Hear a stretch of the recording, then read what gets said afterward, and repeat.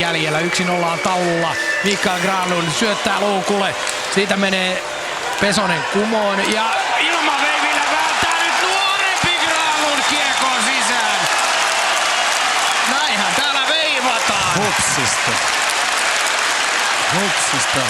Ja tässä hallissa tämä ei ole ennennäkemätöntä, sillä täällä vuosi sitten suunnilleen näihin aikoihin pisti nuorempi Lajunen teki ilmaveivimaalin. Siinä hapotti hakan päällä aika pahasti.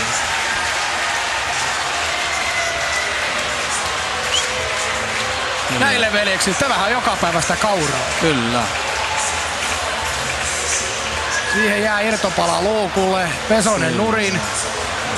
Ja tässä vaiheessa varmasti ajatus on se, että pistänpä tästä niin kuin velipoikakin pisti. Niin.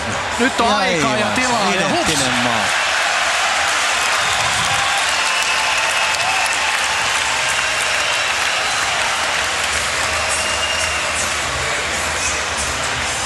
Loistava 1-1 maali. Kyllä.